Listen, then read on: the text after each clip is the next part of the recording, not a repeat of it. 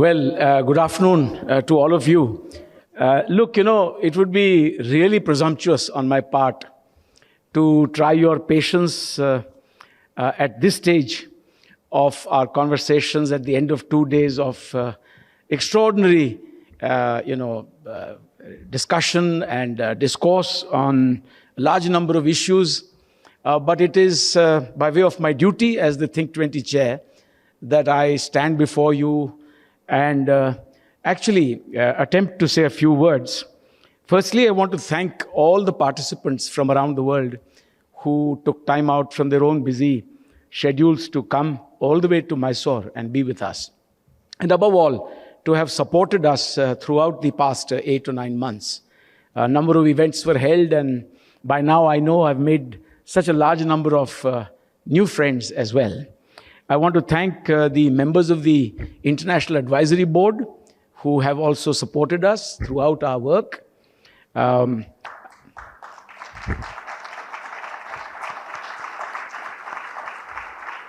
want to thank the members of the task forces who have actually done all the heavy lifting. So please give them a round of applause as well. I want to thank Dr. Samir Saran and his entire crew, the G20 Secretariat, for doing an outstanding job.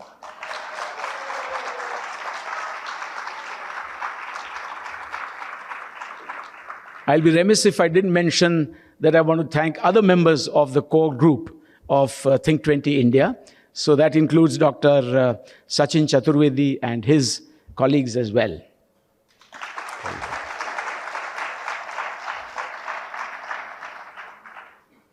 The G20 Secretariat, very important structure that was created by the Government of India, and it's represented here this evening by Ambassador Muktesh Pardesi. So through you, Muktesh, I want to thank the G20 Secretariat and the Government of India, the Ministry of External Affairs, the External Affairs Minister, the Sherpa as well.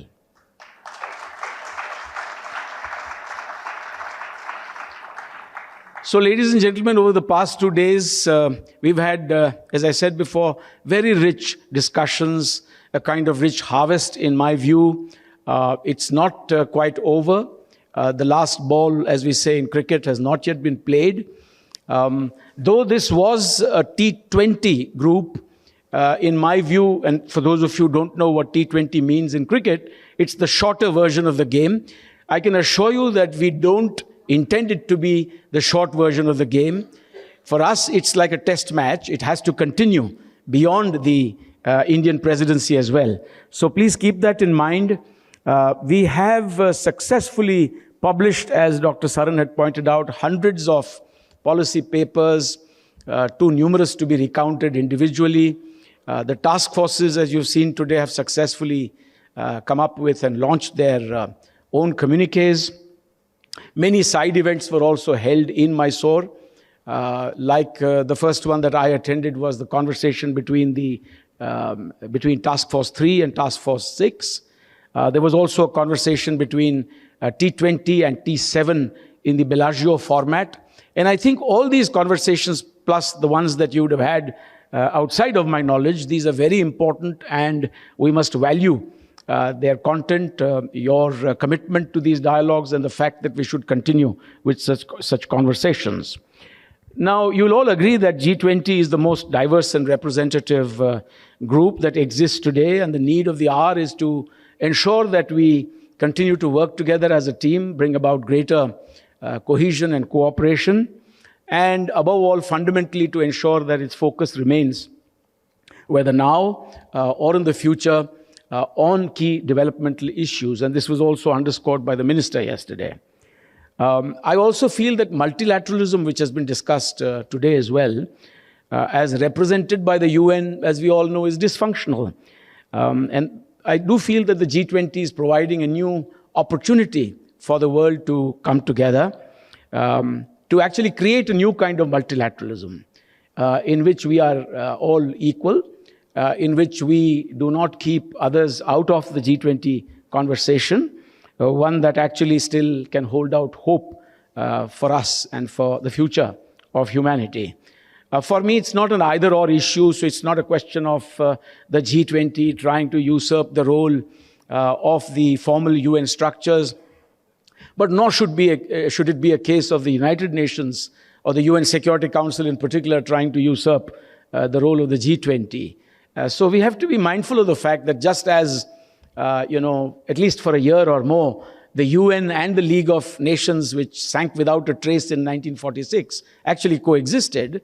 In this case, we want to ensure that the G20 that does not sink. Anything else may sink, but the G20 must continue to ride the storm and coexist with UN structures, not to condemn them, not to confront them, but to actually try and seek better reform. Both can coexist, in my view.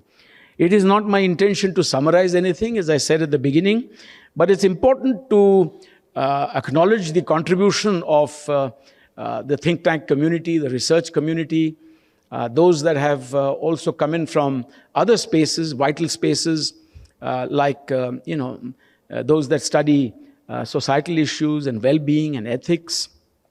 It's the first time that we brought this kind of an eclectic crowd together. And I think it's actually enriched our discourse and conversation.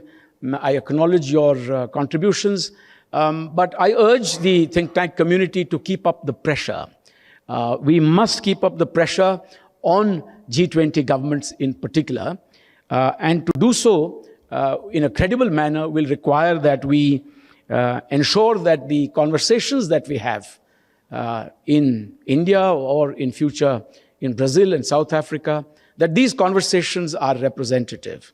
If they are not representative enough, they will not be credible. And if they're not credible, we will not be able to bring about the required pressure on governments to take note of what we are saying. So I think you will agree that in India, we have succeeded in doing this. We have people from all over the world. The conversations have covered virtually every theme and everyone in that spectrum across the world. So continuity in our efforts is very important.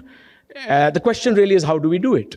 What kind of continuity? How do we ensure that the experience of India, for instance, which I've heard is greatly valued by people, is also in its own way acceptable manner at the comfort level that suits the next presidency, that we pass this on in an appropriate manner.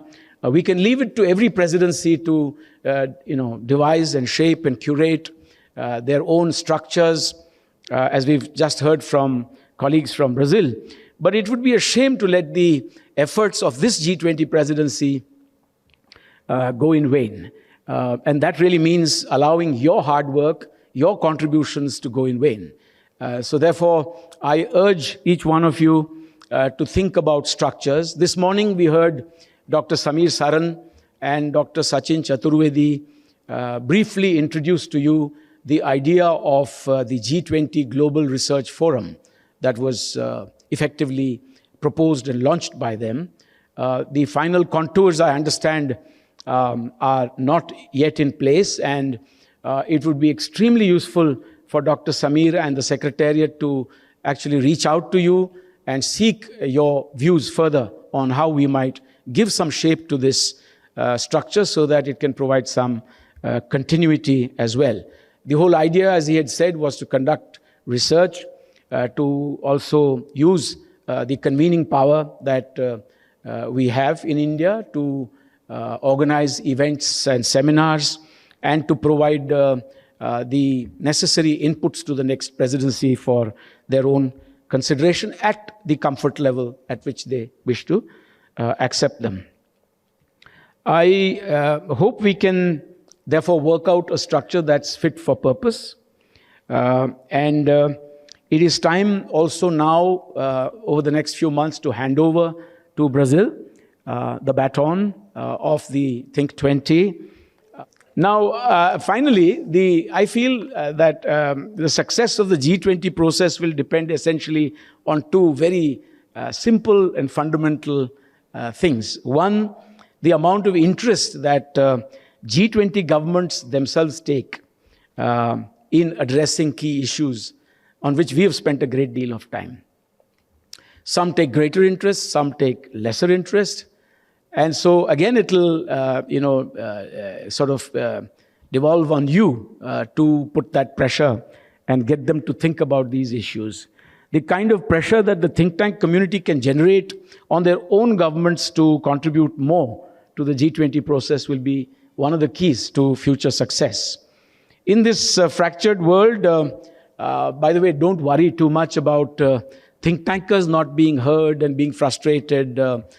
Even governments are not really heard. Many of the governments themselves are quite helpless in addressing their own issues. So as think tankers, I think we can roll with the punches. And on the mezzanine floor, I saw that golden man, with a hat in that position. Many of you know what that means. Keep walking.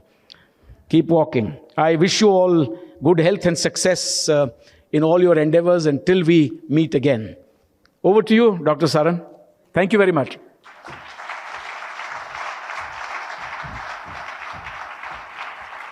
Thank you, Dr. Chinoy and Ambassador Chinoy. Actually, you are elevated. Okay. No. Look, this is a poignant moment for a number of reasons. First of all, that I hope that I'm able to maintain my 5 phone calls a day to Ambassador Chinoy. The Secretariat function allowed me to have a lot of conversations with him.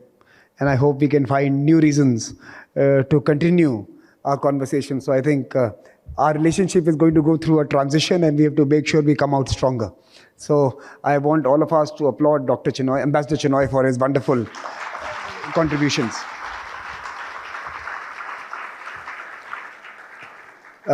Of course, he has already thanked the G20 Secretariat and Secretary Pardeshi. Thank you so much for your support. Alongside the MEA, I would also like to acknowledge, and here I think we should stand up and applaud the government of Karnataka, who has hosted us over the last 3 days and have really opened their hearts and their doors. We had the additional Chief Secretary with us a little while ago. Some of his team members are here, so thank you very much. Please convey our greetings as well as our thank yous to Karnataka government for this effort.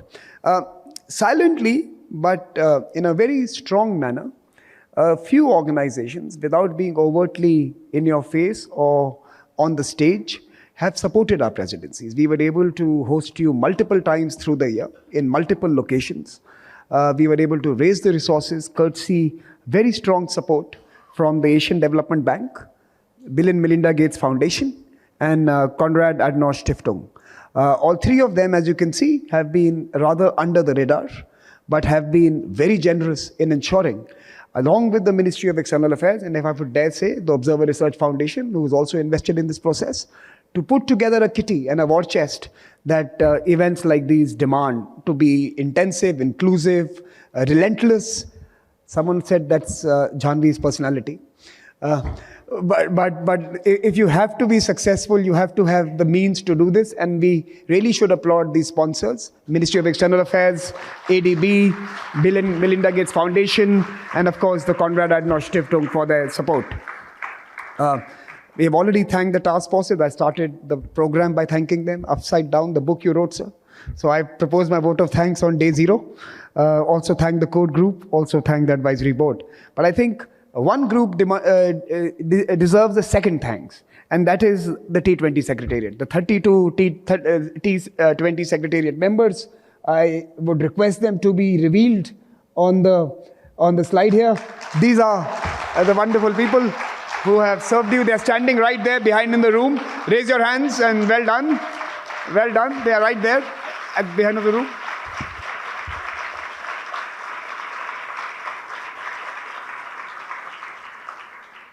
I will use this moment to tell you that the show will go on. We have completed the responsibility part of our journey, where we were responsible for providing ideas and inputs to the leaders. And that part that culminates now. Now it's time for us to do 2 things: disseminate these ideas and go back to being researchers. To disseminate the ideas, like I had mentioned, we are going to meet in New York during the UNGA week. Lots of events are planned. There are at least 5 or 6 task forces which are directly implicated, and the seventh one is also in part going to contribute to the discussions there. So any of you who happens to be in town, please do write to us, and we will connect you to the opportunities that abound during that week through this network.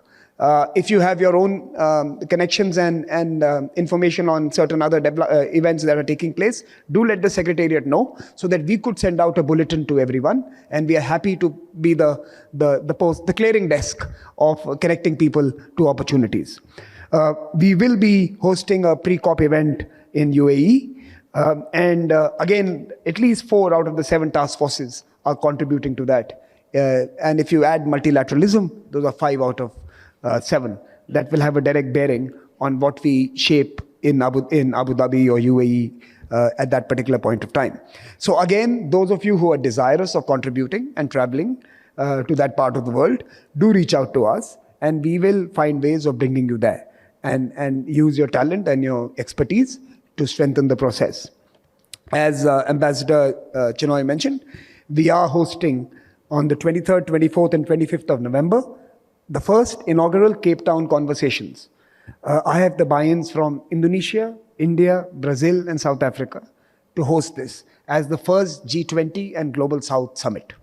And we hope that on this occasion, barring a few formalities that are still pending, we will be able to actually hand over the T20 Secretariat to the Brazilian presidency. And we will use that opportunity to complete this process. We will also make this an annual gathering that is focused on bringing voices from the others into the mainstream of the G20 thinking. So this is something that is certainly going to be captured in the institutionalization or the structure that Ambassador Chinoy has requested us to put together on the research forum, the components of research, convenings, and capacity building that we seek to undertake in the days ahead. The second job that now is going to fall on us is to go back to being researchers. We have scribbled some good policy ideas. It's now time to expand them into papers. We have tried to already reach out to some of you and have put together some compendiums, some edited volumes that have been released over the past 3 days. I think at least 7, if I remember correctly, which have been published and released on this occasion. But we are planning at least another 6 that I can inform you today. One is on the African seat at the G20 and arguments and opportunities and indeed the imperatives for that. And we are putting together a compilation with SAIA and other institutions. We want to put this together before the Cape Town conversations and release it there. We have a whole compendium volume coming out on life and food security. This is something, food, fertilizer, fuel was mentioned a few times during this summit, and that's the second edited volume that we want to put together. Emerging technologies and the Global South is another area that we want to explore.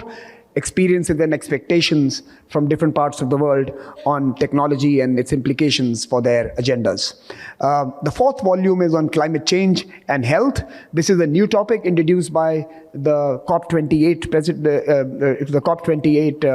Secretariat, and we want to be able to contribute to that. And we want to get our experts who are on 2 different health streams, SDG and climate, to think about the intersectionality, add gender to it because it's going to be huge. We know that it implicates the weak and the vulnerable and women the most, and we want to bring that element into our research papers. So that's going to be the 4th one. The 5th is going to be on services and digital trade. And we have already received interest in this room from a few who want to take this forward. And finally, we want to come out with a special series on gender with GWL. Maria is here. Along with ORF, we are going to be curating a series on gender, climate, and development. And again, we look forward to your participation. Now, let me leave 2 thoughts with you as we close this program. 1, when you have nothing profound to share or say, which is usually the case when I'm speaking, I turn to Bollywood. I try to see if I can remember some nice dialogues that I can share with you and put them out of context and make them sound nice and profound. So there's one dialogue that has stayed with me for more than a decade, maybe 2 decades. It was from a cheesy, medium grade Hindi film, and it said something that it's important for the world today. In a deeply polarized and divided polity, international community, and indeed national arrangements as well. I remember that line from Bollywood which says, "The heart is on the left, but it is always right." So let us not divide ourselves on left and right. Let us search for the common humanity, which, by the way, abounds in this room. All of you are wonderful people.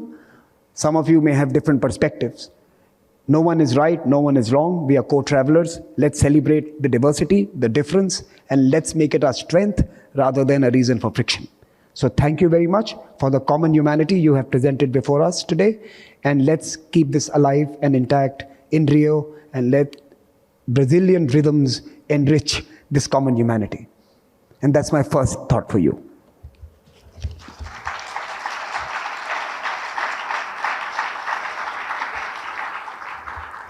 Since I mentioned Brazil, the different institutions that are going to be in charge in Brazil, and like the Indonesians who held our hands in our early days, we have promised to remain on call anytime they would need us as they settle into taking charge. But I am confident that their academic vigor, and I know all the 3 institutions well,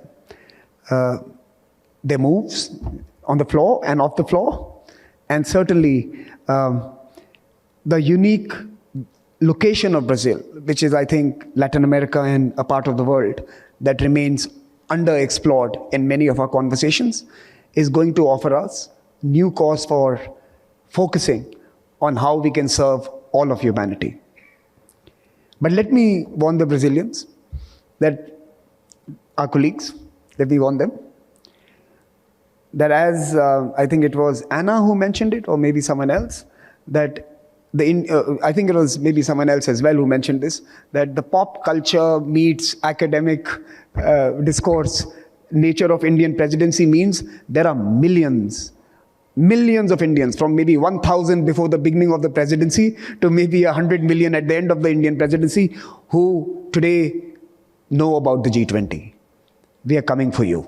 We are coming to your country, and we are going to celebrate with you. So best of luck, and be ready for a truck full of Indians landing on your shores and talking to you about the G20. Best of luck, and see you later. Thank you.